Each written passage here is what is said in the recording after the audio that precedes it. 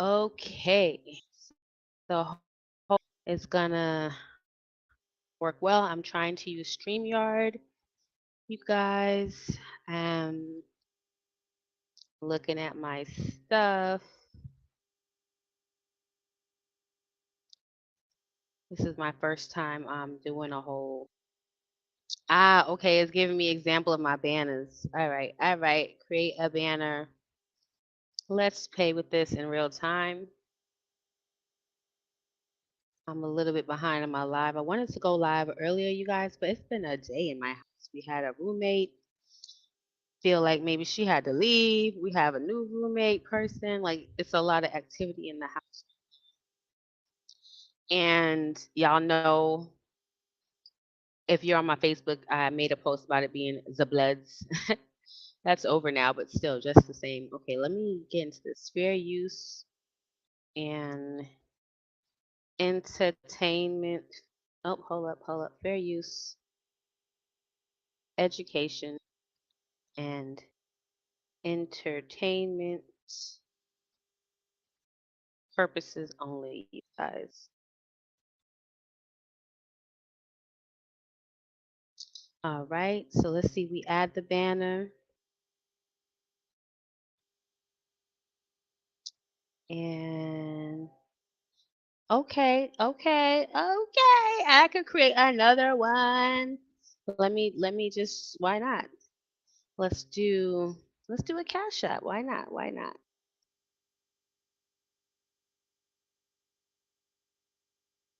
Let's see. Okay, I can they're interchangeable. All right, so here we go. Let's keep talking. This is like I said, this is new for me using StreamYard in this way. It even has like a brand button. That's cute. That's cute or whatever. Brand color, so I could change my color, my background. Oh shit. Oh shit, Naye. Okay. I feel like I'm learning some things. And then you can do different themes. You can make it a bubble. Oh, I like that. Oh, I like that too. Okay, okay. So let me stop messing with it. But yeah, this is gonna be like one of those ASMR-ish type things because I'm gonna be doing things in the background.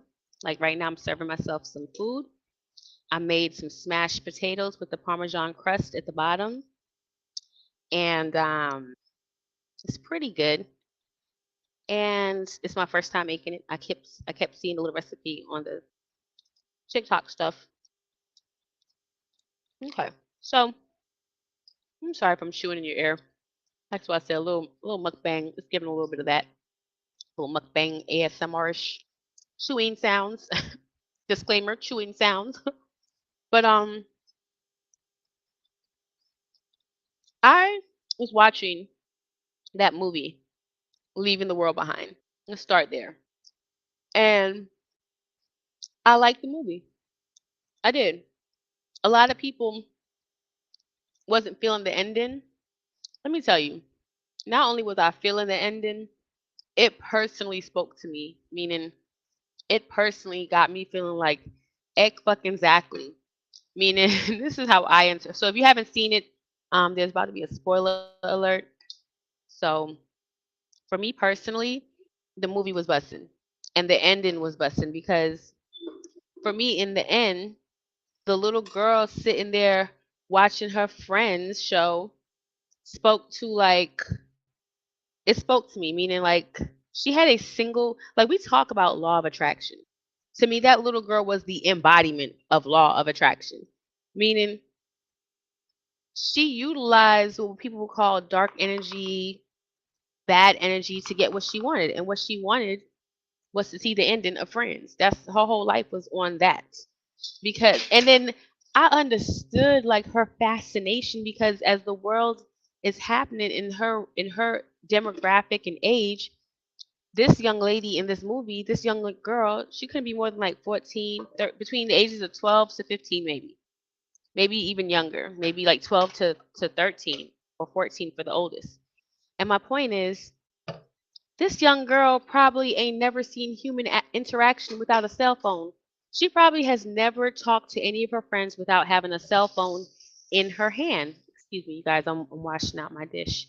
But you get where I'm coming from? Like, think about it that way. Like, she is having a different experience than most of us would have grown up. I'm going to be 43 December 30th. So I remember rotary phones. I remember having to turn it and it snap back and it make the little da da da sound. You know what I'm saying?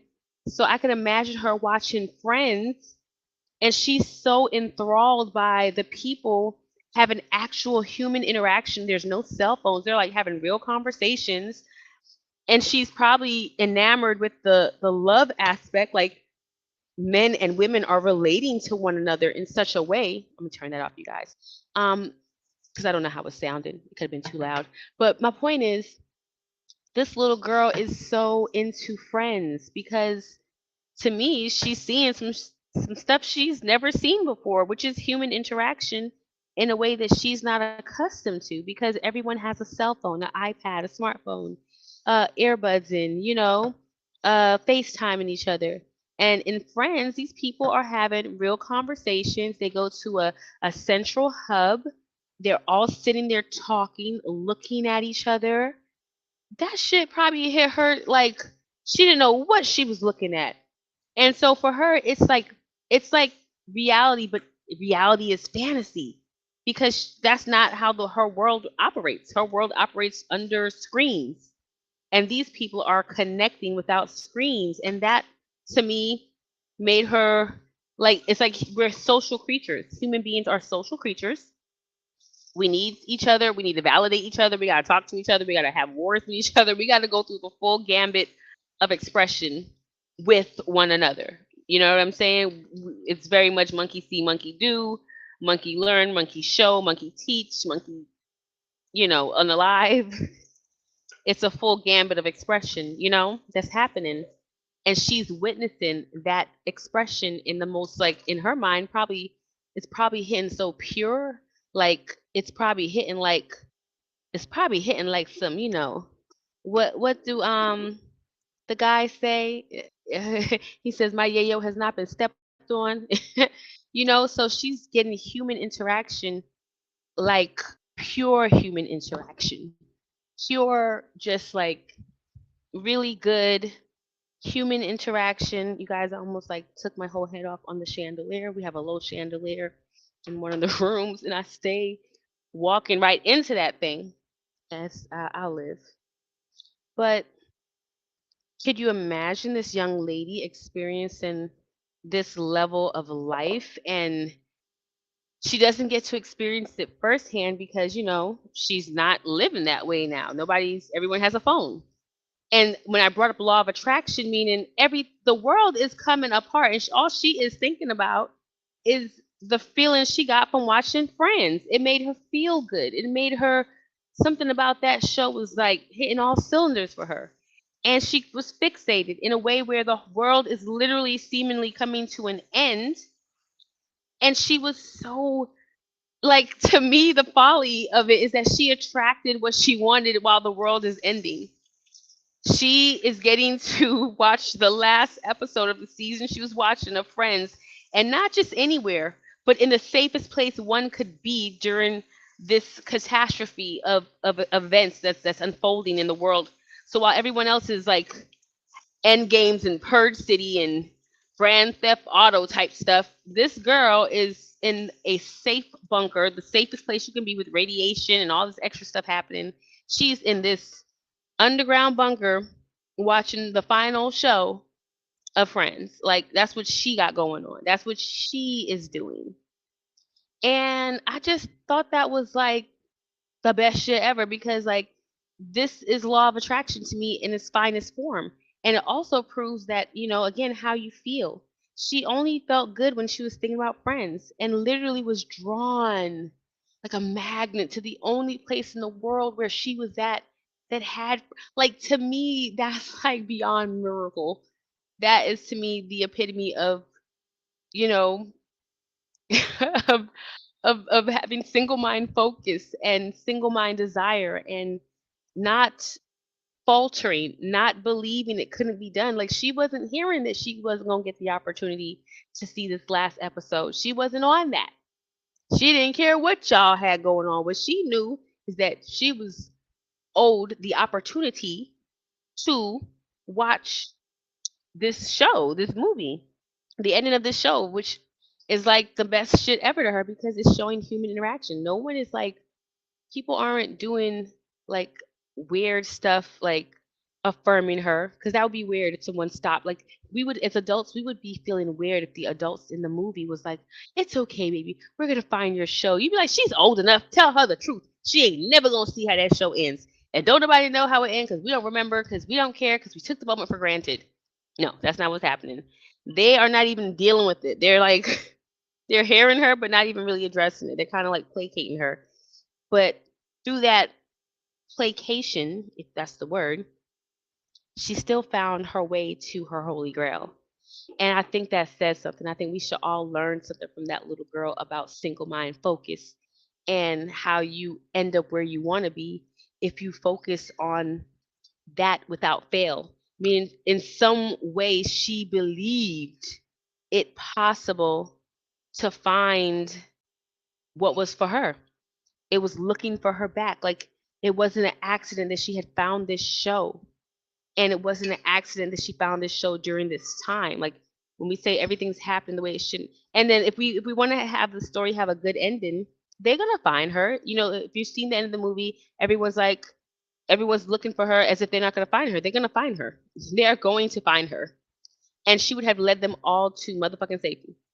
And the most horrible thing they would have had to worry about is old boy who said he knew that they had these plans in his house, you know. But clearly, if they wasn't gonna take advantage of it, he was gonna definitely head on up over there and see what was good with this bunker. You know what I'm saying? This underground bunker. But I digress. That's just what I wanted to say about that movie. I enjoyed it. Um, it's funny how we talk about the gay agenda and the unalive all the brown people agendas and all this stuff, but nobody talks about the fear agendas. Like, you know, there is a part of me that wonders with some of these shows and movies that are like catastrophic. Like, I get suspended belief. I'm a performer. I'm an actor. You know, Oya Go has done some things, film and theater related. You know, let me know if you want to see them. I can post those in the comments. Some of those movies are available here on YouTube. But my point is, we all get suspended reality and all this jazz for the sake of entertainment and feeling like you're in the story. The story's somehow about you. You know, again, another human expression of connection and being with one another in any way we can and feel like we're experiencing the thing with a person, you know. And by the thing, meaning like you're watching this movie or you're reading this book and you are the main hero, you are the main character and you're figuring some things out in your own life at best watching this programming, you know? But at worst, the programming could have you feeling fucked up. You know what I'm saying? You could be riddled with anxiety after watching. I'm sorry, you guys. If you hear me chewing, it's just this piece of cheese looks crispy, crunchy. I love cheese. So we have a cheese commercial? Like, I don't want my channel to be sponsored by a cheese product. While she's dreaming about friends, I'm dreaming about cheese. Mm. Anywho, so I just feel like she didn't have the wrong idea about things. You know, that's my whole point. That's my whole point. I enjoyed the movie. I didn't enjoy the fear that I felt throughout the whole thing. And I ain't gonna lie, the interaction between Julia Roberts' character and the young black actress's character, that type of tension makes me uncomfortable because it seems so unnecessary. Because let me tell you what I would have done, baby. First of all, if I walk up in my house with me and my daddy, all y'all finna go to the guest room and bunk it up in one bed. I don't give a me and my daddy finna argue about it. But guess what y'all finna do? Be in the guest room. He could be mad all night while he's in his room and I'm in my room, and y'all gonna be in the guest room, if not the garage. Like, I want to let you know something, and that has nothing to do with like race or anything. That just has to do with this our shit. So it didn't matter if it was Asian people coming home, other Caucasian people. If the character was me and that was my daddy and this was our house, guess what? Y'all got to go up in this garage or this guest room or pull out some pallets on the floor in the living room maybe. Cause now I got to watch y'all because I don't know what's happening in the world and my mama ain't around either. Oh yeah, I'm finna be on commando one. I'm finna be on alert. And y'all got to get up out my personal space. And if we got to share this abode again. And as you could tell, their family was gonna be okay because that little girl led them right to salvation. So me and my daddy would have had our house, and your baby girl gonna lead you to the best sitting house on the block anyway. Little do you know. So now I ain't finna give it up. I'm gonna need you to give it up. That was one part of the movie that I was like, oh wow, that's wild, that's different, that's strange, that's unusual. I'm like, there's kindness, and then there's just like hell to the nana, and that was a lot of hell to the nana. So I did want to talk about that. What else was there? Oh, the sea people. In my thumbnail, it say the sea people. We got Christian, we got Krishan, we got Cassie. I've been researching the letter C most of the day. Third letter has some. It's represented for gamma. It's the Latin. It's the third letter of the Latin alphabet. It has it has some other roots in how it's pronounced as a K or a G. Um, and if it's the third letter, then you got the vibration of three. So then you got three as a vibration. Three can deal with communication, third house things. I don't know, conversation. And then my brain wanted to do some weird stuff with like the names. So I was like, you got two Christ figures, and then you got Cassie, which is Cassandra, which means light. Even the name Sean, Krishan, Sean has the name of it's the Sean is the oh, I forget which language, but it really means John. Sean and John are the same name in different languages. So there's this John element.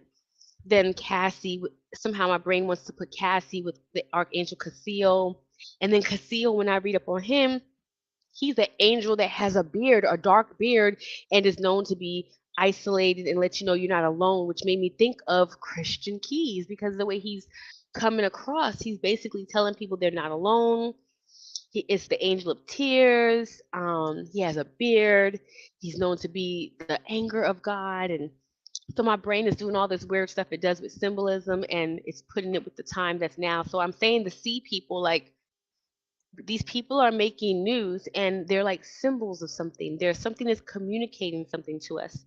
And I kind of like what there's a YouTuber content creator I really love that named Dr. Blue. And she made a video a few weeks back about it's a time of reckoning. And if you've been under the foot of anyone, now's the time for you to get up under that foot and spread your wings. And I don't know. It's just something about that message and these C name people come up like what is communicating to us? What as a mass, as a nation of people that are alive, it makes me think a bit about again with human interaction, this whole like the monkey see, monkey do, that story of the monkeys on one part of the shoreline and they washing their fruit and then monkeys on a whole other shoreline in another part of the world start washing their fruit like this DNA expression. That's why I put DNA expression because it's like what's changing, because if these people are, let's just take it at face value and not have any type of conspiracy theory and just look at it at face value that people are speaking up about powers that be or people in huge positions of power that are in a position to hurt them, exploit them, manipulate them, do all these horrible things to them. And these people are now speaking up and they're now saying, hey, this is not working for me. This is something that I really don't want to deal with. This is something that happened to me and I'm not going to go into my old age hurting about it. You get where I'm coming from? They're speaking up. So if the micro is freaking up, what does that mean for the macro? Is it time for is meaning is someone trying to I can't help but go into conspiracy theory because then it brings me back to like the timing of movies like Leave the World Behind. So while these people are speaking up and maybe could be like a flame or a light or a beacon for others to speak up in their situations of degradation and things of that nature, you're not, because someone else is telling you, well, there, you can get through that, but then there's something else to be afraid of. You get where I'm coming from? If you're listening to this, like, it's like you're damned if you do, damned if you don't. But are you really damned if you do or you damned if you don't? Or does someone want you to think that?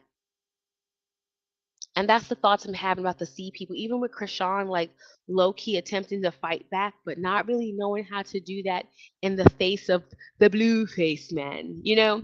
Um, it's a wild ride right now in our society, but I don't think it's the end of the world or the end of times, nor do I think it's as bad as people would have you believe.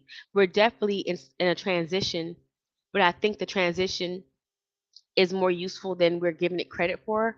And a lot of us would rather just be victims, and because that's the thing about, that's why it's, I don't like to go all the way into conspiracy theory so deep. I used to be so deep and be a conspiracy theory. And when you're a conspiracy theorist, your worldview can be very powerless because you always feel like they or them have the upper hand on you and yours. And you'll never get where you or yours want to go because they and them are stomping you out at the gate, at the starting line, you know? So to me, that way of thinking is counterproductive.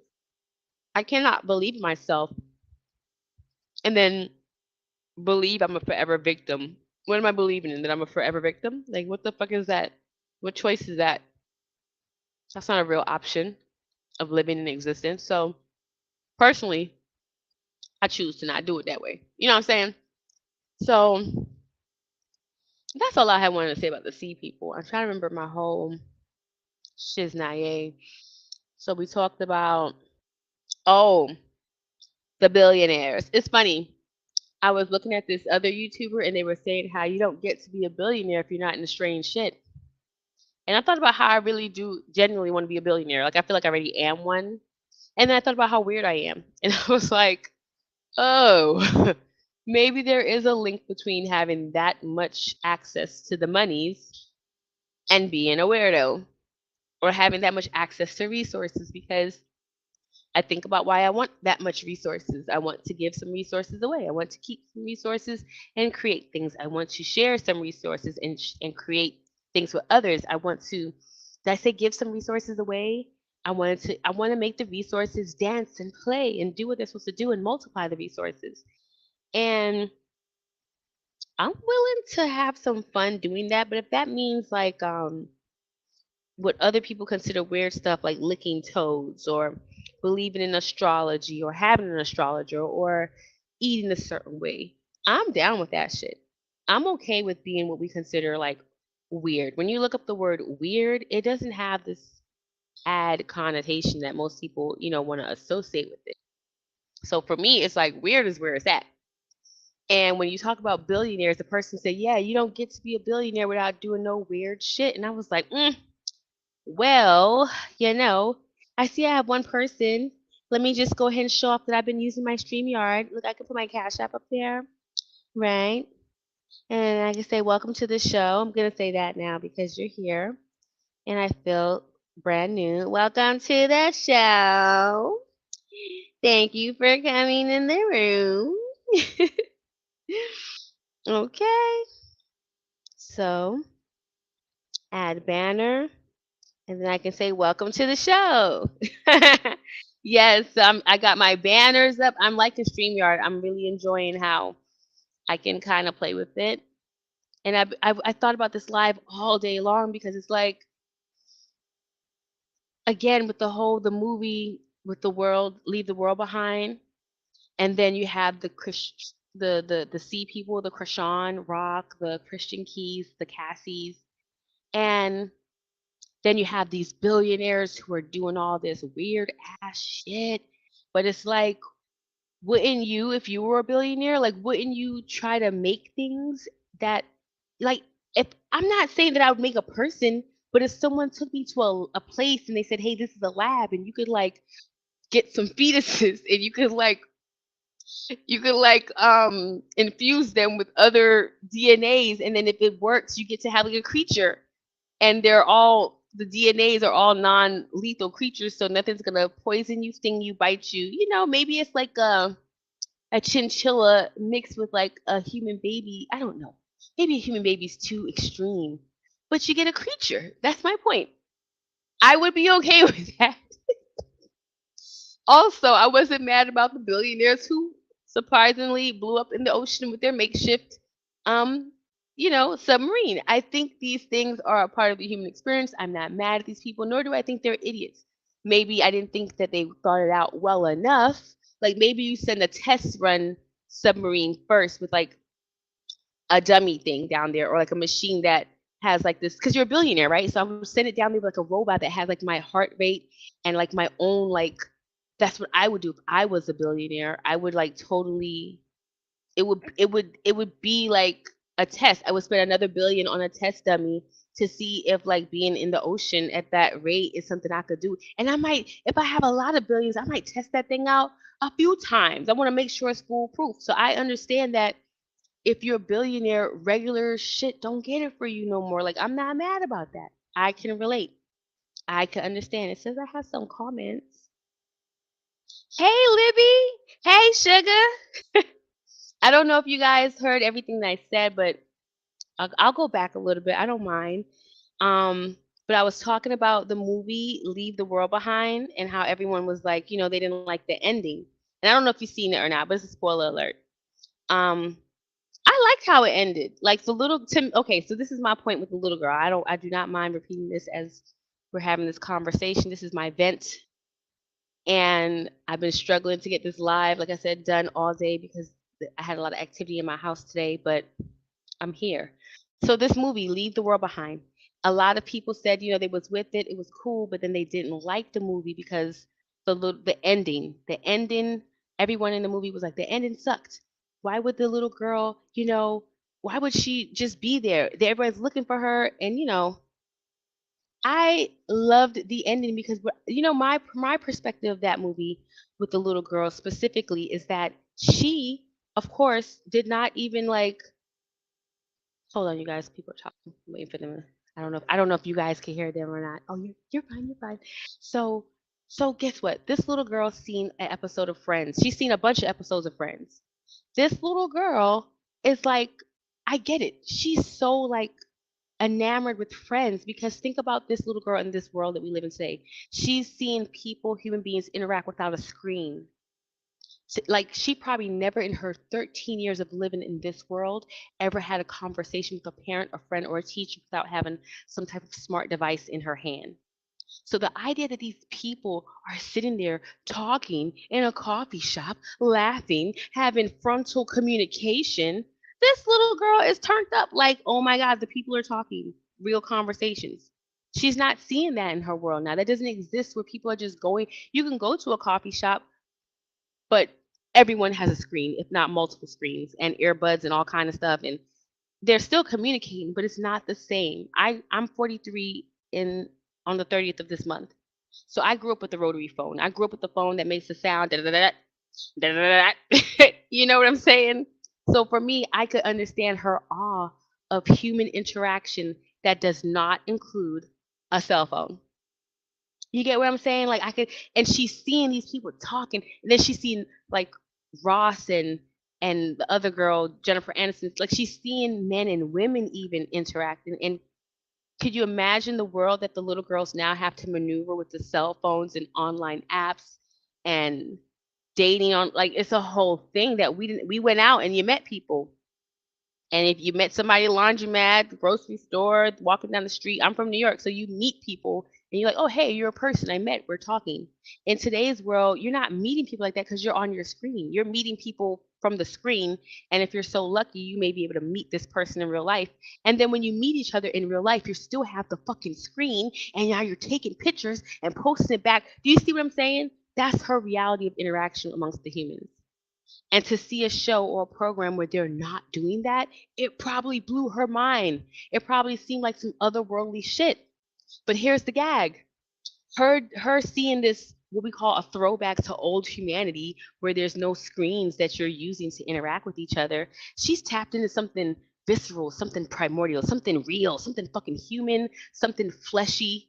and she can't like unsee it. So while the world is literally ending around this young lady, all she could think about is this pure human interaction that she witnessed on this TV show. And this is where it gets juicy for me because a lot of people talk about law of attraction and all this. You guys, I'm going to take you outside now with me on the phone.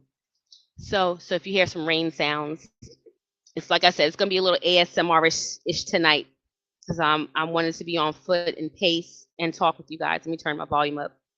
So I think about this young lady, and she's like, high off of all this human interaction, and everyone is falling apart. Like literally, the world is ending and shit.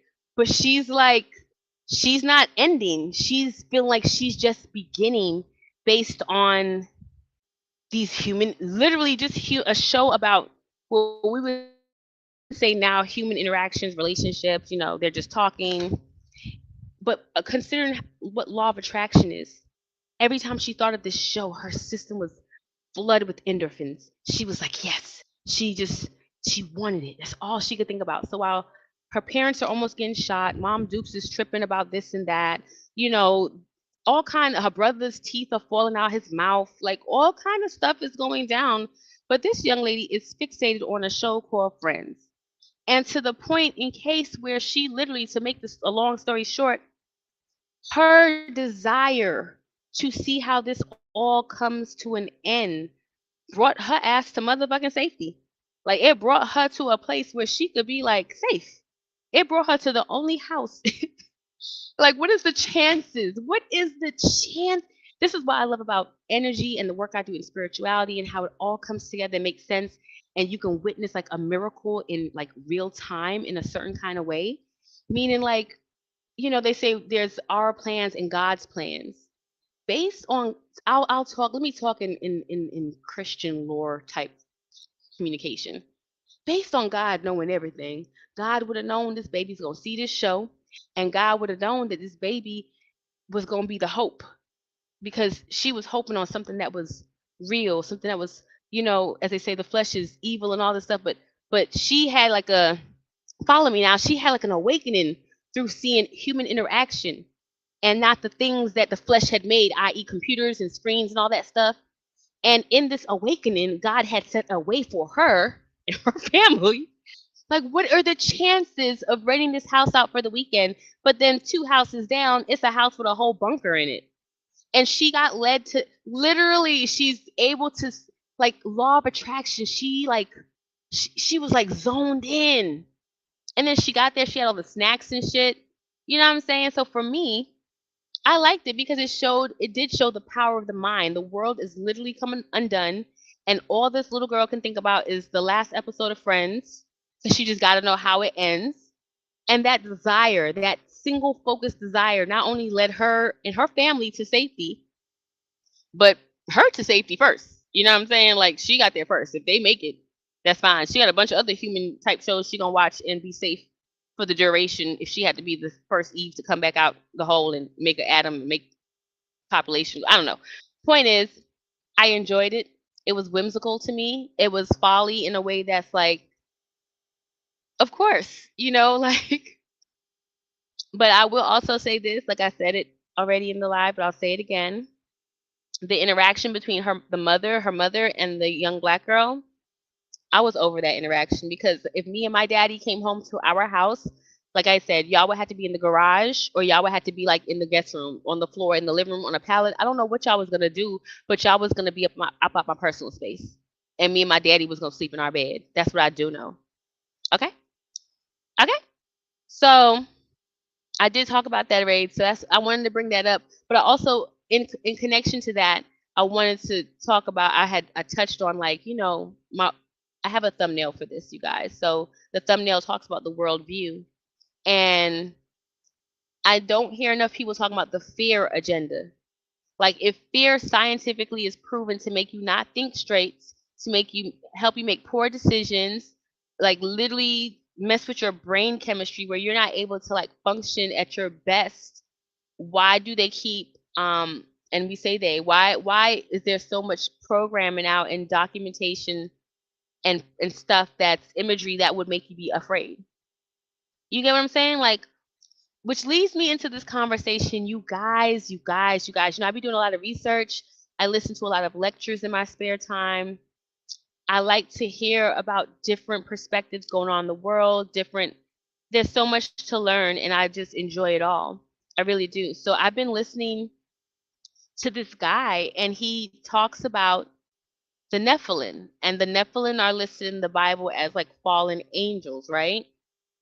But according to his research and the things he's been looking up into this subject of the Nephilim and their description, he says that the Nephilim look like clowns based on their wide, toothy grins, their very red, large mouths, their red, bulbous noses, wide eyes, elongated heads, wild red or multicolored hair.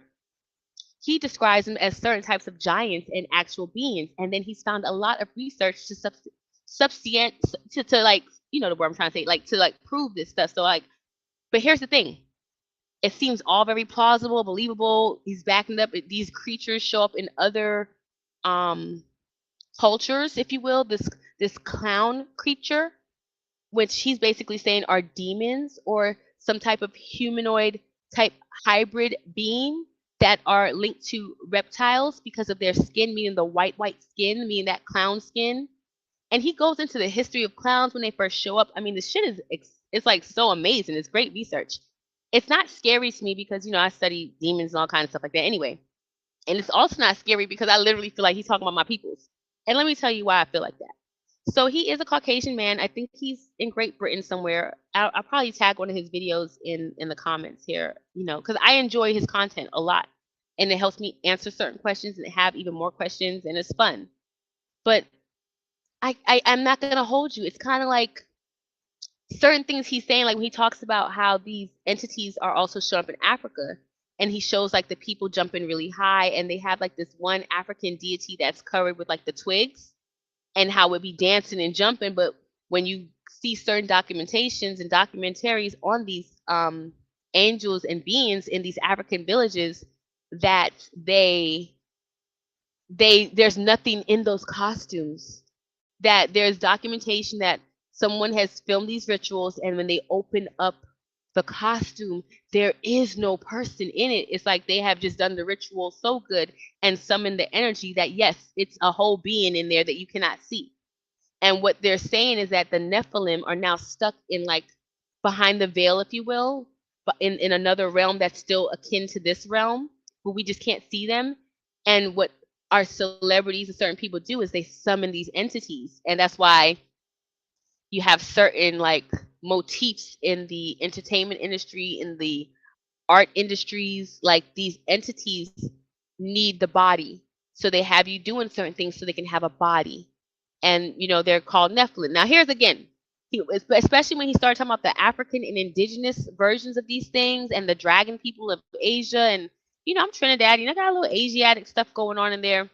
For me, I'm gonna say what I'm gonna say, how I'm gonna say it. It felt like when he was just talking about like I guess you could, I'm not trying to make it a race thing, but he was talking about like how these beings were showing up like in places that were, populated by Caucasians. It's like they were scary looking, right? I go scary looking.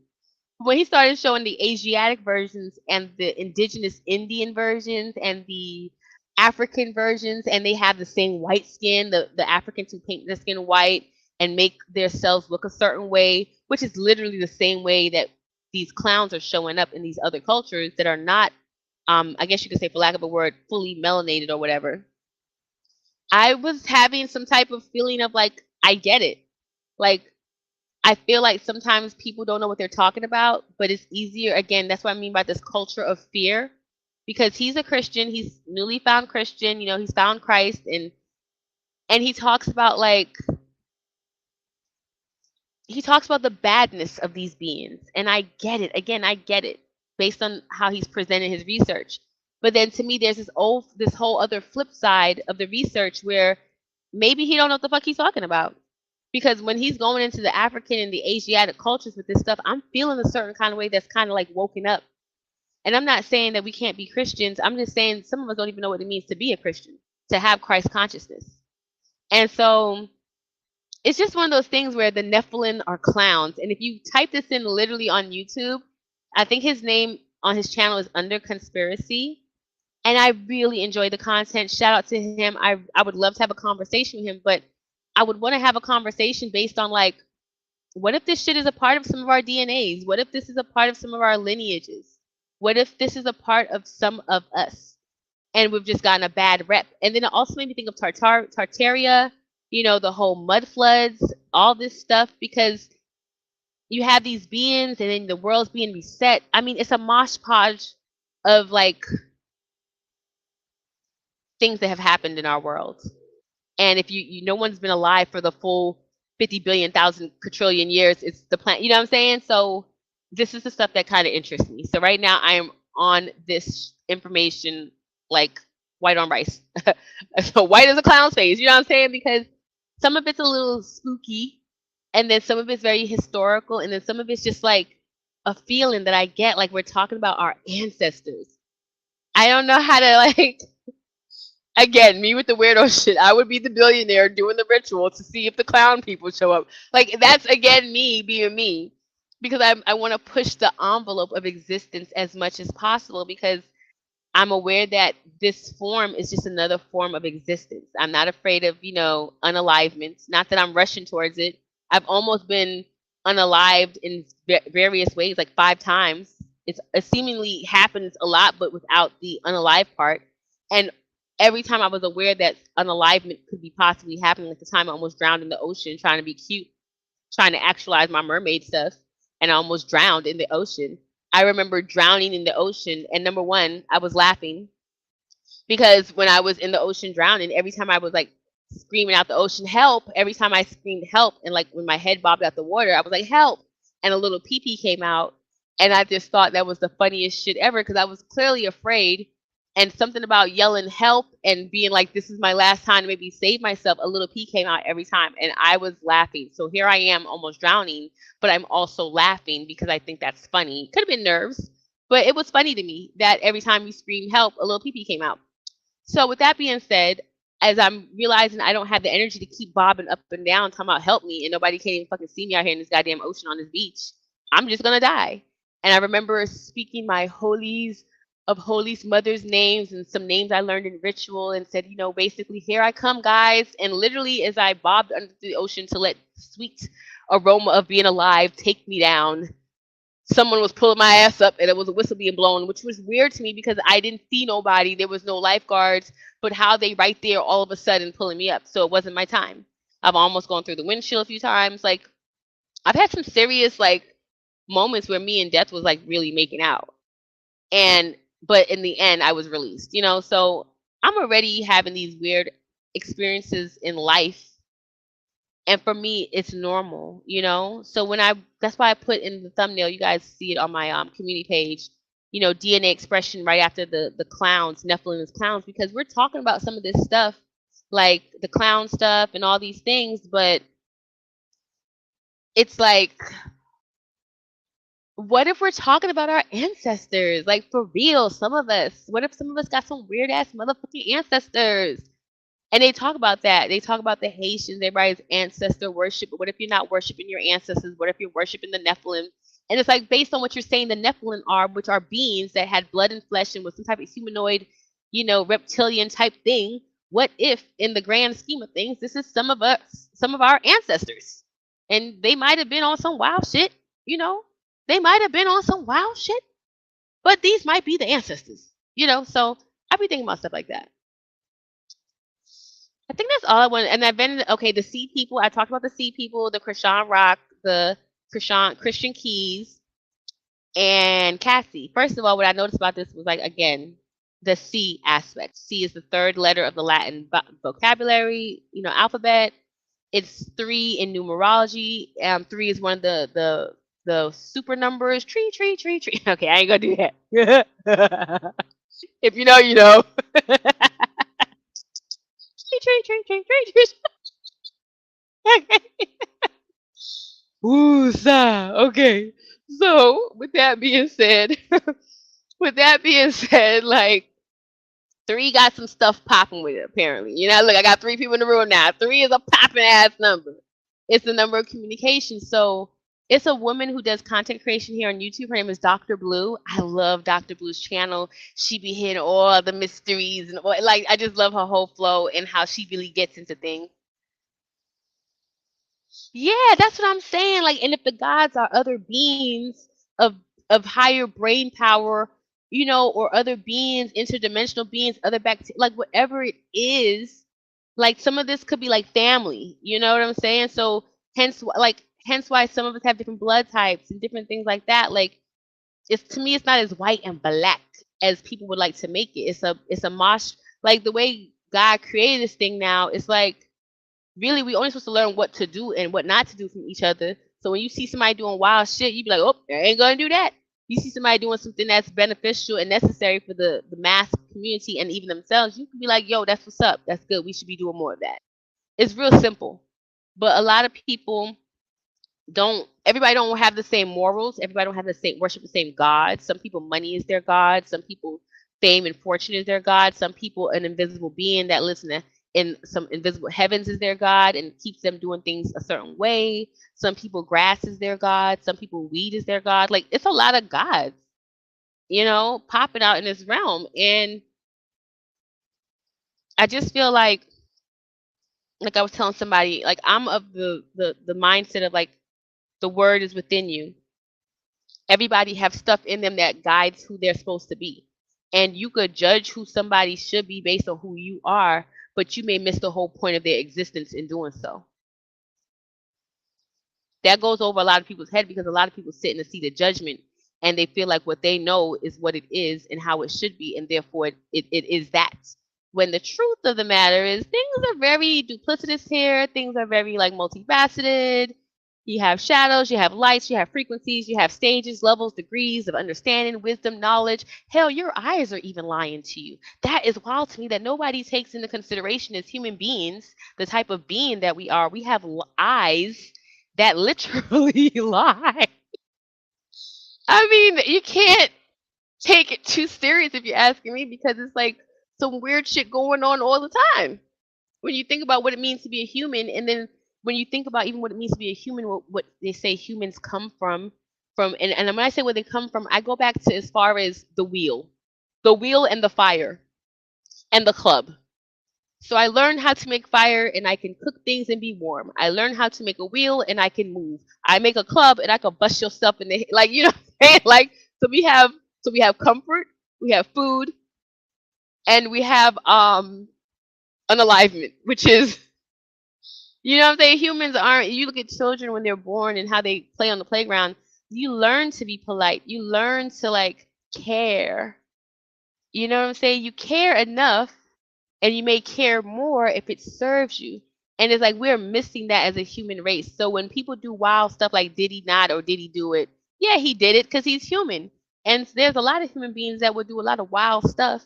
If like think about it like this, there's the rumor going around that certain people unalive like, you know, small, you know, the children's and animals and stuff because it's said that if you do this, you can, you know, like get some energy. And from this said energy, like you could become like famous. You can get some money. You could like, you know, and personally, let me tell you what I think. As a person who practices the arts and does rituals and stuff, I think a lot of people are just dumbasses. Because let me tell you, that's like think about it. Let me break this down for you in layman's terms. So here I am and I'm a wizard, right? And I know other wizards and all kind of energies when I fucking see the shit. So here I am as a wizard, minding my business, and this person comes along and they can sing and they can dance and they're sparkly. And I say, hey, you know, if you stay consistent and get in front of the right people, you can do this thing and reach masses of people. That's your trajectory. It's written all over you, right? That's who I am as a wizard. There are other wizards, right, who are into certain types of manipulations where they're like, hey, I see this sparkly person, right? I can actually have their energy. Like that could be my energy. I want that energy. So what I'm going to do is get them to break certain spiritual laws and engage in certain practices like unaliving things so they can kind of like put a certain kind of dirt on their aura.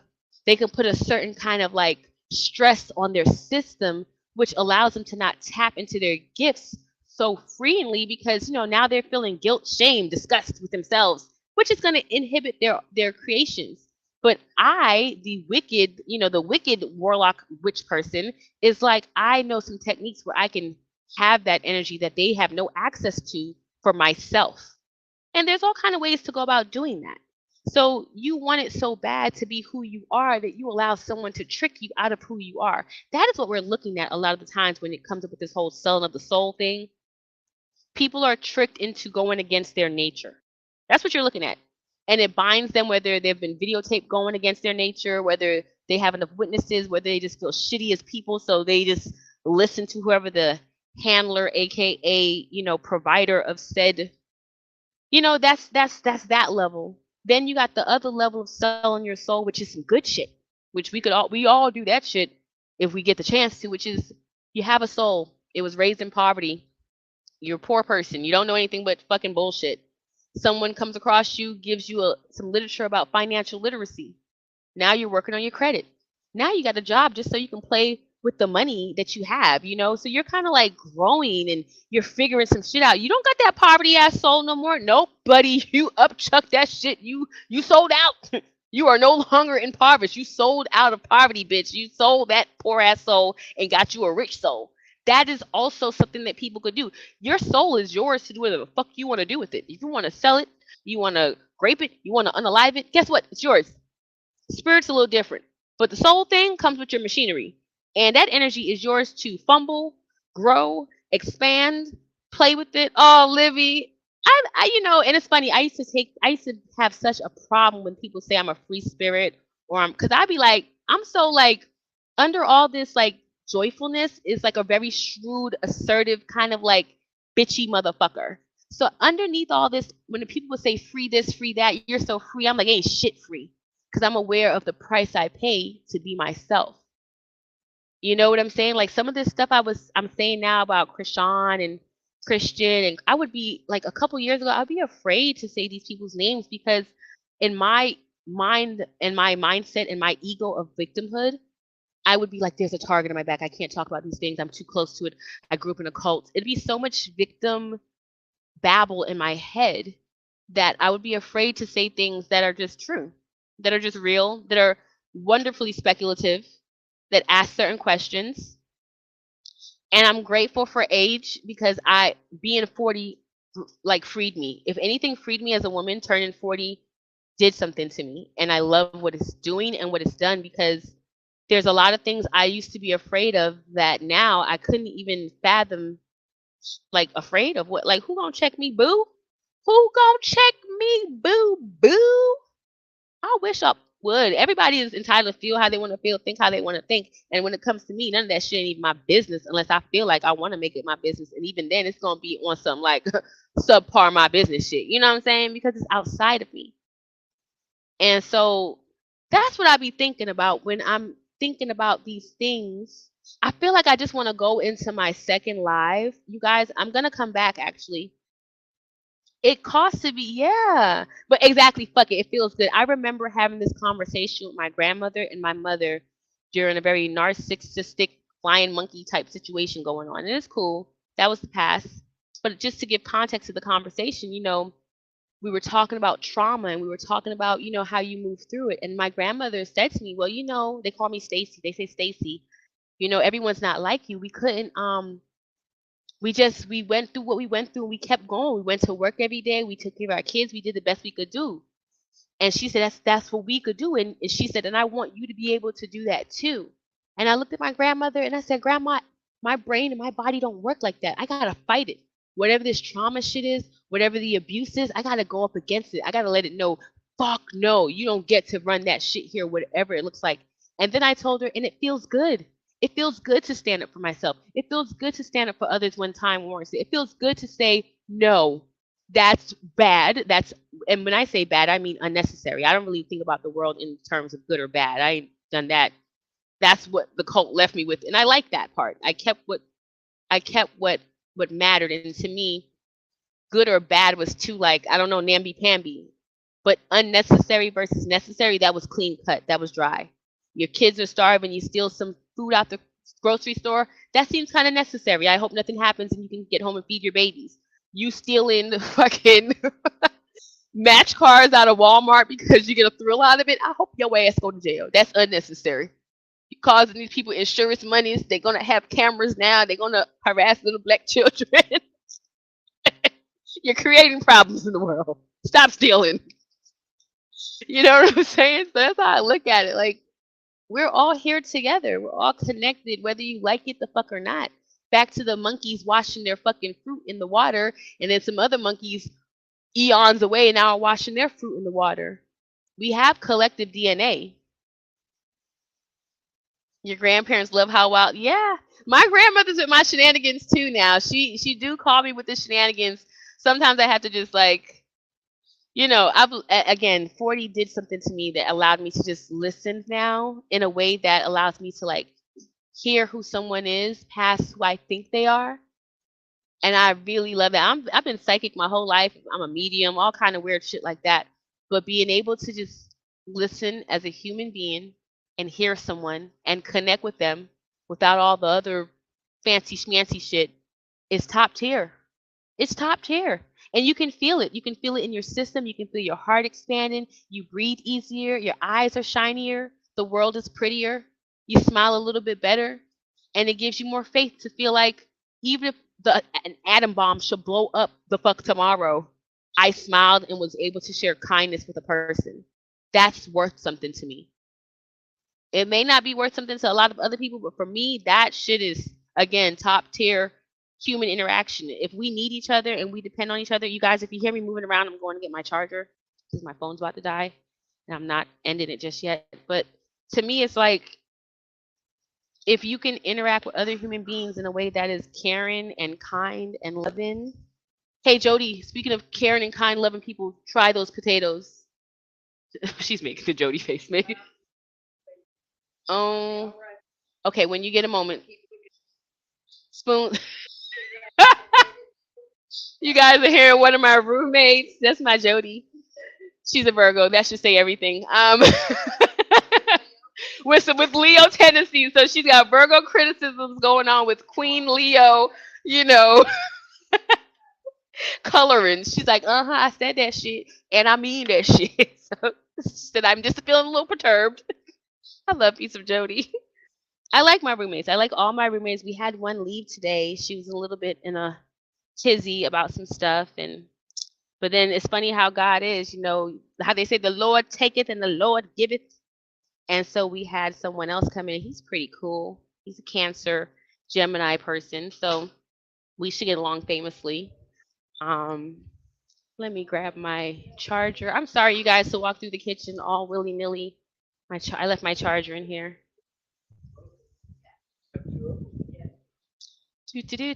So yeah, we're like, she said, "Don't you know?" I have my Leo rising. I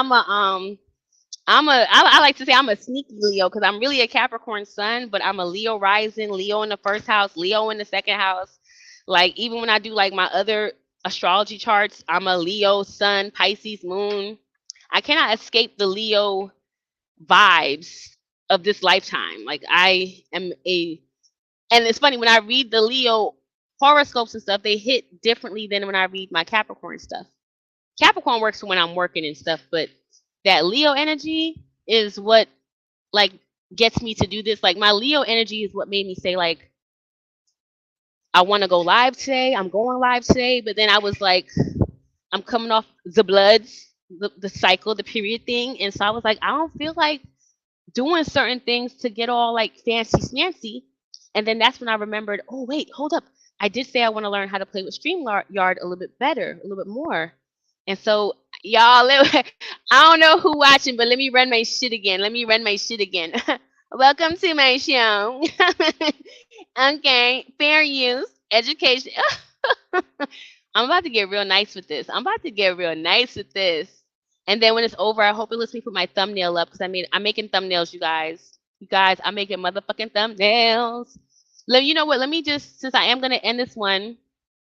Yes, we are. I'm going to end this one. I'm coming right back in like 10 minutes or less because you guys, I have to do my little, I've been wanting to do this for years, but again, I was afraid because it was like, it seemed like too serious of a situation to joke about.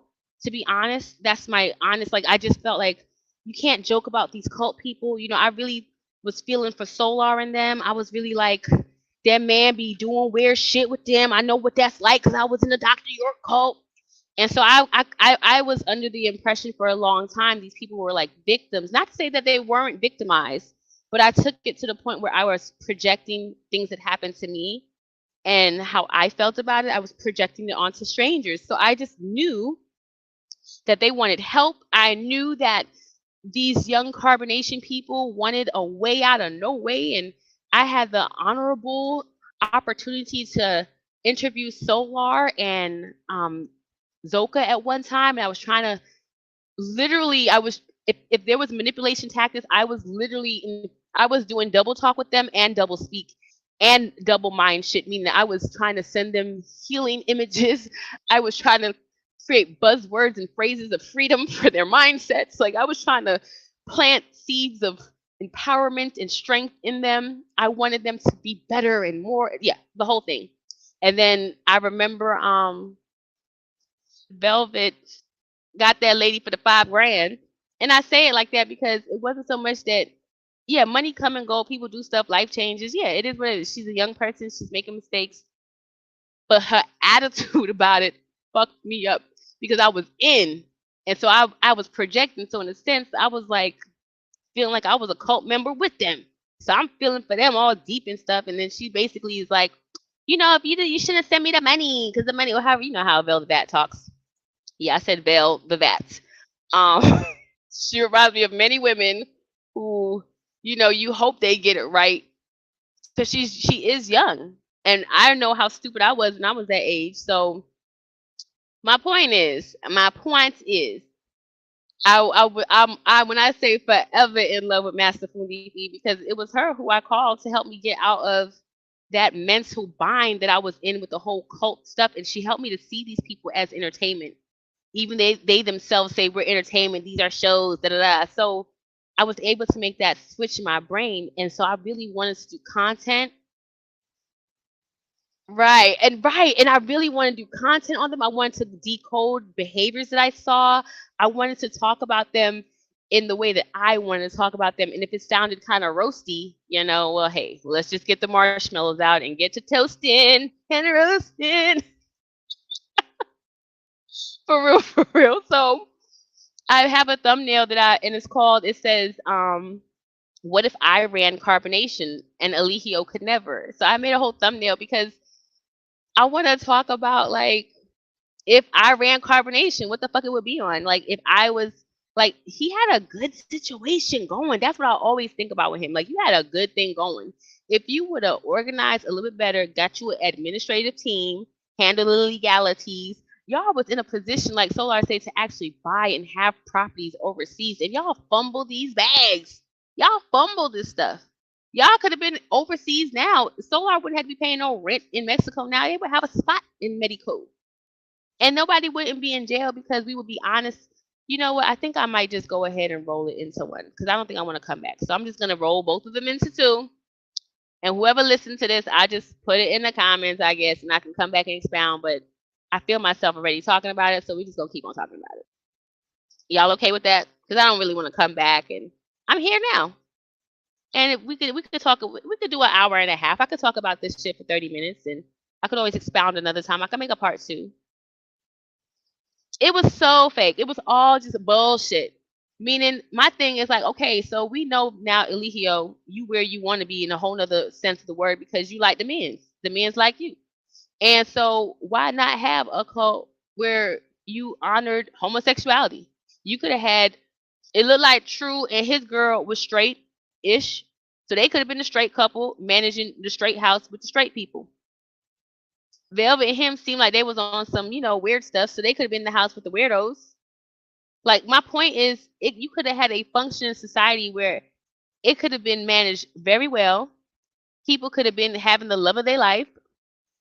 You didn't have to make pregnant women jump off of like cliffs and shit. Like to me, it's just if I ran it with my LGBTQ alphabet ass and weirdo wannabe billionaire ass, I would have just been like, "Where's all the gays? Okay, this is the gay house." This the gay house. And do you know what he would have? He would have gotten so much support if he would have just handled things the right way. I would have had the gay house. Then I would have had the single women house who people don't, or the room, people, women who don't want to have no type of relations with nobody. They want to be asexual. They're not trying to sleep with women or men. Y'all have y'all own room. The men like that will have their own room. Hell, I might could put that group together, and because they really about that life, I don't even gotta worry about them being with each other because they really about that asexual life. The people who looking for couples and trying to have babies and trying to have freaky deaky time, I'll put y'all together. And then if y'all not trying to have babies, I'm finna get y'all some birth control. Or y'all finna know the natural birth control methods. Because what we not finna do is mess up the fun time by putting babies in it. Then the people who want to have, like I would have just had a community, and everybody have their place in the sun, and everybody have they gifts and their skill set, and I would have capped it. I would have capped it and then let people have the option to come for 6 months to a year, and then they go, and then we do it again. Meaning the infrastructure is there. So, meaning, why would I just, I wouldn't want it to be too big because the more people you have, the more shit you got to manage, literally and figuratively. So, I would have capped it at like, since we like astrology, I would have had 12 people. 12 people. And amongst them 12 people, we figure out who like booty, who like this, who like that. Put y'all together because that's what y'all want to do and what y'all going to do anyway. Make it proud. Maybe even create some content around it. You know, still have our Jerry's. Well, see, it's funny. In carbonation, they called it real nigga moments. Dr. York was calling it at one time in Edenton, Georgia. That we called them Jerry Springer nights. And here's a little cult history for me growing up with the Dr. York shit. So after Dr. York makes the transition from New York City to Edenton, Georgia, right around the time when shit was getting kind of dicey with the law up there in Edenton, Georgia, we started having what they call Jerry Springer nights. I do not remember what day on the weekend it was, or if it was like a Sunday, but I know it was either Friday, Saturday, or Sunday. This would have been, I'm 43 basically. This would have been from the ages of like, I want to say 17 to 19. They were having these Jerry Springer nights. I could be extended. It could be more like, because I had my baby at 18, 19, and they were still, yeah, I was pregnant, and before I was pregnant, they were having these what they call Jerry Springer nights. And Jerry Springer nights consist of Dr. York, kind of think about Eligio, being down and around the masses of people. Whoever could get to Edenton, Georgia, get to the land, was allowed to come, especially if you had a passport. I have my passport, my Nuwabian passport. I had to show y'all that on Facebook one of these days. And so I'm stalling a little bit because when I think about it, coming from an organization that talked about aliens, religion, breaking down Sunni Muslims, breaking down Christians, we were reduced to having these weekend nights where basically someone would raise their hand and be like, Rabboni or Dr. York, whatever name they, mostly Rabboni. So I'm staying with the sister. Let's make up some names. I'm staying with the sister Rebecca and her husband, brother Sean. But I done came out my room and brother Sean got my husband bent over, and sister Rebecca is in front of my husband. And I mean, I don't know how long this been going. When I say Jerry Springer nights, you guys, Rabboni. So I done went to Atlanta to make money for my family, and I done come back and my wife is pregnant. Now I do live with some other brothers. They say that the baby is not theirs and they have never touched my girl. My girl says she feel like, you know, it's an alien baby. She feel like the Greys done got her. So I don't know what to believe because something's going on. Like, this is the type of shit. And I remember being a teenager and being like, what the? So we had our real nigga moments in the tabernacle. I laugh about this stuff now. But I think about how cults, I was in a cult and I was supposed to be homeschooled. I wasn't homeschooled. I was running around doing absolutely nothing. I'm glad that I had a great formal education, and I'm so grateful that I have a learning mind and a self-taught spirit, because I spent a lot of the time in the library reading books, learning stuff, you know, because we weren't even in school during, I would say, middle school. I didn't go to middle school because I was in a cult in those years of my life. But I digress. My point is, to me, a cult is a business. It's like a church. So if you have a cult like the carbonation cult, and I'm trying to teach you how to eat healthy, the B6 diet, that means people would have jobs. The gay people probably would like to go out and forage. This is why my daughter say, "Mommy, you be trying to get canceled. You be saying wild shit." I'm a wild woman. I cannot help it. This is how my brain works. That's why I got up there. Fair use, education, and entertainment purposes only. Because I know how I talk. I know the shit that comes out of my mouth. I know how my brain works. You know? So my point is, I'd have had the fancy people. They like probably foraging because what I'm thinking. This is how my brain thinks about that. Most gay people I know, male or female, are detail oriented, and they're kind of prissy. So they're not gonna do overkill and overkill the like. If they come across a berry bush, most of the gay people I know are, first of all, they're not trying to do too much, so they're not gonna get too many berries. You know what I'm saying? Oh, Ruthless! It was just like Ruthless. I had to stop watching Ruthless because Ruthless was too close to the bone. It was making me feel like, who are they talking to? They must have a tabernacle person on staff. This shit is so hardcore to the point. I had to stop watching it because it wasn't triggering me. It just wasn't making me feel good because, again, I'm watching programming that everybody else is watching as entertainment, and I'm aware that I live this way, and there are people who still live this way in certain organizations. So for me, I couldn't see it as entertainment. It was hitting like exploiting the pain of people who are in those situations right now, especially when they're born into it or their husband goes into it, or like how they drugged them and got them in weird situations and now they're like dependent on certain things. Like, it was too close. I swear, I'm like, he's talking to someone. He had to have done a actual consultation because it was things that, from the garb to how we had to be, to how you acted when the master teacher was around, how you be punished, how everybody else will turn on you for the master teacher and the master teacher's court. Like, it was just too fucking close to the bone for me. Like, I watched a good bit of it. And then even the second season came out, I was like, hey, and I think I stopped watching during the second season because I was like, yo, did someone just give them a journal of their diary? Because this is the demasculization of the men from the men, the gays, like all of it. It was just too it's funny. I had seen Dr. York in those type of vulnerable moments at different parts of my life where he either seemed to be coming down off some drugs, he was switching personalities, and I've had the opportunity to live on his compound with him twice.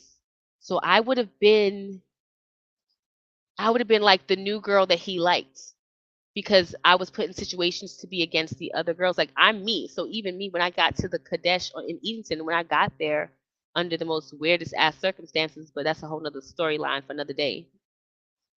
But it's like when I got there, he has like a basketball court. He has like a playground. So I remember like one of the mornings I woke up, he was outside, kind of standing around with a bunch of women, like how the show is. And I said, Dr. York, because that's what he liked being called. He didn't like being called Rabboni. He liked being called Dr. York. So I was like, Dr. York, can I play basketball? And he's like, yeah, get the ball. So I go and it's like some P. Diddy shit, like making the band. So I go get the basketball and I start playing the ball. And some other girls come over there and start playing ball with me. And he literally says, what y'all doing? And they get quiet. And like I get quiet because I don't know what's happening, and I'm still bouncing the ball, and I like literally try to pass the ball to somebody, and it just bounced off her body because she's standing there looking at Dr. York.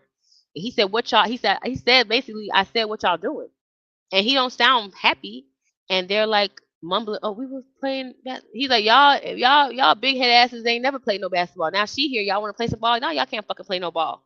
Like, he's cussing. He's not being polite about it. He's like, "Yeah, you ain't playing no ball." Maybe he didn't use the word fucking. Maybe that's the elaboration, if I'm remembering correctly. But his language was a little spicy. If he didn't call them big head ass, he called them something head ass.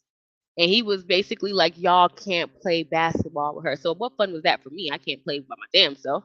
So you see what I'm saying about how the cult environment is? It's like, that's what Eligio is doing. Like, when the new people come, they having a good time. They relaxing, eating the nuts that nobody else never could have, drinking the Kool-Aid he ain't sharing with nobody else, having a good time. And all of a sudden, when somebody else is like, ooh, can I get a nut? He's like, what you doing with them nuts? You don't eat no nuts. You better get over there in that B6, beans and rice diet. We see them do it. Meanwhile, the new person is eating nuts. having a good old time. You know what I'm saying? And so if I was running, meaning he could have. That's why I think personally, and I could be wrong, and hopefully in my channel not shadow ban all this stuff, but I think he was a psyop. I think Nature Boy did so Krishan and Blueface could. I think I think we're constantly studied for our threshold as far as entertainment and what we can and cannot handle. And with all of us watching Nature Boy the way we were consuming that program, and we were consuming that shit, and we were not shying away, whether it was because it was a train wreck, whether it was because we was concerned, whether it was because it was pure entertainment. We were consuming it and we were not turning away. That literally helped the new entertainment power structures kind of see what we have a taste for. Hence, if you look at how reality TV is hitting now, you look at some of the gossip, the way it hits, the shows, the characters, the baseness of it all. It was like by design. It's like a threshold. Oh, they can handle Velvet and Malia on the beach fighting in the name of sick penis and religion. We can watch Krishan Rock and Blueface punch it out on the sidewalk in Vegas. You get what I'm saying? It's like I don't, darling. These are my only two. So you get what I'm saying? It's like a design. It's like this thing happening, and we're all just watching it. And that's why I say it's all collective, and we all have accountability in it. But at the same time, you can't beat yourself up about it because it's life. It's the best and the worst of us, and we all have all that shit in us. Now, some of us choose not to. For instance, you guys, y'all want to hear some tea? Okay, so recently I was a part of a little situation, and this conversation came up, and I'm gonna say it publicly because someone said, someone, I'm not gonna give any names because that's just not what I'm gonna do. I'm just gonna tell the story because it did include me. So someone told a content creator that I raped a 7-year-old little girl. This happened very recently. And I was like laughing because that's not what I said at all. What I said was talking to some women about life and the choices we make and how things start young and how we all have autonomy, even though like, again, that little voice in you, no matter how big, young, old you are. There are some little kids that's playing on the playground and something in them says, go take that ball from that other little kid. Some kids follow that voice and go take that ball from the other kid. There are some kids on the playground, when they hear that little voice that says, I want that ball, go get that ball from that little kid, they rationalize with that voice inside of them and say, I'm not going to do that. I'm not getting that ball. They go find something else to do. So that's in context of the conversation we were having, and other people were sharing their weird ass shit. And I had a little social anxiety going on, so I was kind of oversharing, to be honest. And so it got to me, and it was my moment to share about, my little testimony of, making choices and stuff. And I told the story about me being 7 years old, a little girl, and by then I already knew I liked other little girls. And I told that when I got the opportunity, I would feel up other little girls. Some girls liked it. There were some little girls who did not. And my ass would be aware of it. I became aware some of these girls were saying no, and they meant that, and they were not having a good time. And I'm 7 and they're 7. We're all little kids. And as I'm telling the story, I'm telling them, once I realized that they said no and they didn't want to do it, I checked that behavior. And so I learned no means no at 7 when it comes to sexuality, sensuality, other people's bodies, their private parts. So I had a pretty fair understanding that, these are my parts and I get to say who can touch them or not, no matter what age. And other people can do the same thing. I learned about body autonomy at 7 based on me being kind of like already into little girls and didn't hide it. And there were some little girls that were into that shit and they said no. And sometimes I got forceful and they would be like, no. And I'd be like, oh, she really mean no. This is not like a game we're playing. She don't like this. Let me stop. So I would stop. And that's that. That's the end of the story. And I said to these women that I was talking to, having this conversation with, and one of them took it to a content creator. I said that, I learned about, respecting people in their personal space and, not being grapey at 7. What is that? Hold on, you guys. Oh my goodness. So I tried to, like, keep my dignity at 7 and help other little people keep their dignity at 7. And how I wrapped up the conversation was I told them that, I have an astrologer, which I do. Shout out to Appy. She can secondary this conversation I be having with people, this weird ass conversation about children and sexuality and how you don't know when someone's sensual self or sexual self is going to come alive. And as parents, we don't have these discussions with our children so openly and candidly. So we don't know what's going on with our kids as it relates to that most of the time. I can say that as an educator and a parent and a friend of other parents. And the conversations we have to have privately, you realize sometimes you don't know what's going on with your kids. Point blank, period. Until they talk to you and they got to feel safe talking to you, especially about things like that, of that nature. So I'm thinking I'm having a grown ass conversation with grown ass women about some shit that I learned about myself at 7 years old. And I round off the conversation by saying, my astrologers told me, like, when we laughed about it, I told her the same story about me being 7 years old and being kind of, aggressive in my in my perversions, if you will. And she said that's your Mars in Aquarius. She said Mars and Aquarius people can be a little, different in that area. And y'all, guess who also has Mars in Aquarius? P. Diddy. I think that's funny because it's like, oh, he must not have realized at a young age that he was different, that we have a different appetite for different things. Like, I could be at a white nail polish party. I'm into those types of things. When I heard about the freak offs, the only part that was gross to me was if anyone's being forced. If anyone's being forced and that's not their kink to be forced, then I don't think that's cool. But I know there's people who have a forced kink, for lack of a better way of putting it. So I don't know what I'm looking at, especially with my Mars and Aquarius ass, who's already,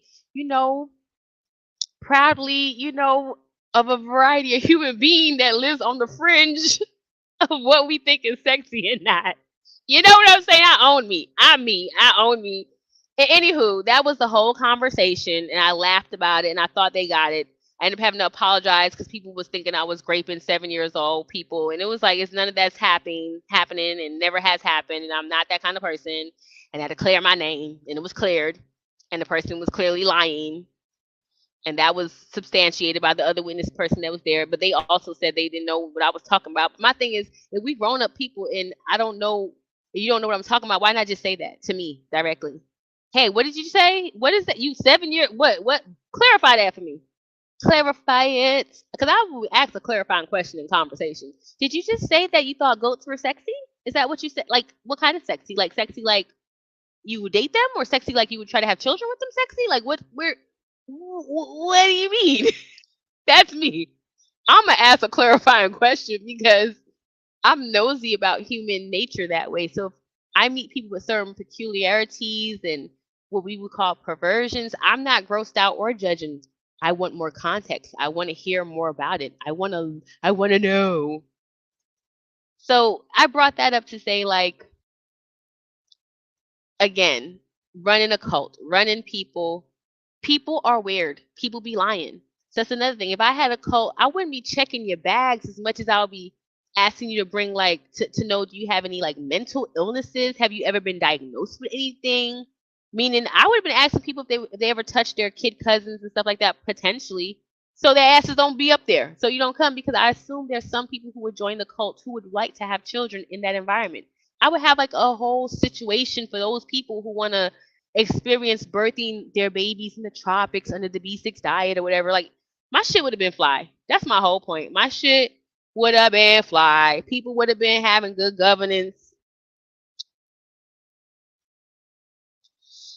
Well, the person, I think for them, they just wanted to have any reason to get on social media and be on social media, and they was willing to have whatever storyline they wanted to have to be online. Um, for me, I laugh every time, and it had come to.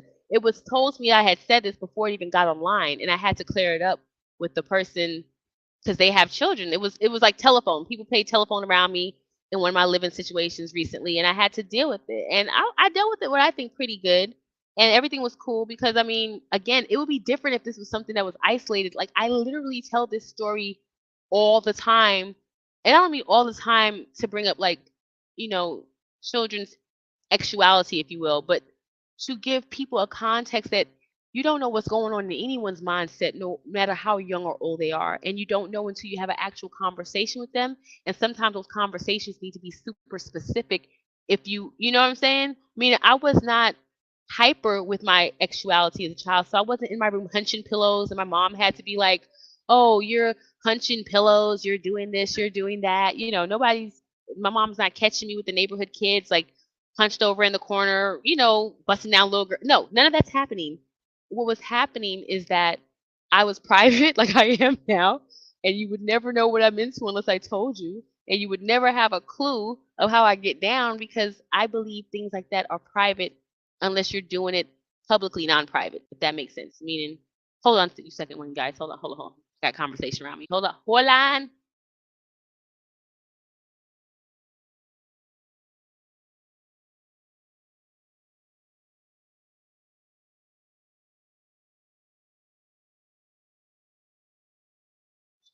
It's okay. It's okay. I'm about to wrap up right now anyway. So you guys, I'm about to hang out with my actual roommates and get to know my new roommate better.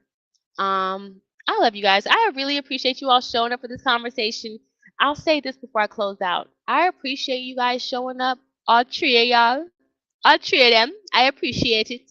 And this is why I appreciate it because I'm still working on my consistency as a content creator. I haven't figured out my schedule. And I live my life according to who I am. And sometimes I don't feel like doing certain shit. And that's just how I feel. And I already know it ain't gonna be the best if I don't feel like doing it. But as I step into the professional space of this, I'm gonna have to figure that out.